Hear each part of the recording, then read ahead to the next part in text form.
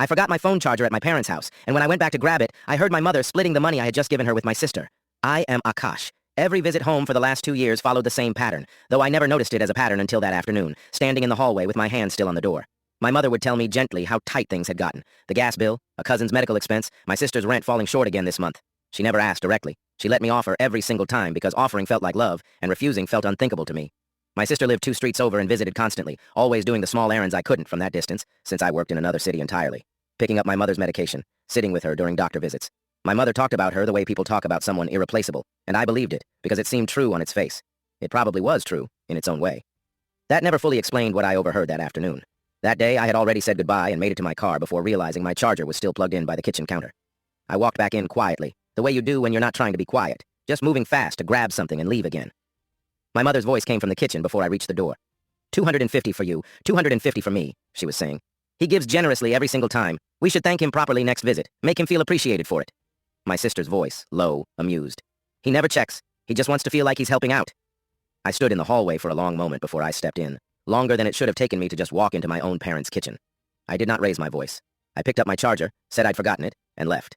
I did not confront anyone that day, because I did not yet know how long this had been happening, or how much of it was real need dressed up as performance, and how much of it was simply performance from the very start. Over the next month, I went back through 2 years of bank transfers quietly, on my own time. Every time I had sent money after a visit, framed as help for a specific bill or expense, a matching transfer from my mother to my sister appeared within a day or two, for roughly half the amount, every single time, going back as far as I could trace it in my records. It was not proof of anything illegal.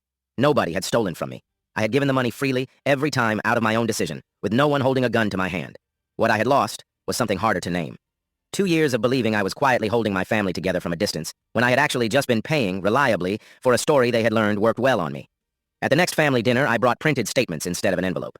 I laid them on the table calmly, and asked my mother to explain the pattern, transfer by transfer, matched by date and amount. She did not deny it immediately. She said family took care of each other however it needed to happen, and that the money always stayed within the family, regardless of who technically ended up holding it in their account.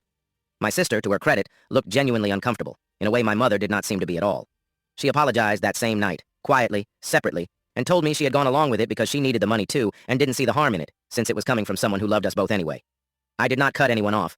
I simply stopped offering.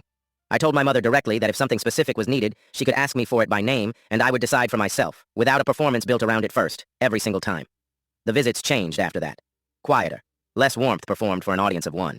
My sister and I are closer now than we were before, oddly enough, because she stopped needing to play a role in front of me at all. People ask if I feel betrayed by any of it. Mostly I feel like I finally understand what I was actually paying for all those years. Not medicine, not rent. A story told well enough by people who knew exactly which version of me would believe it every single time without ever once checking the math.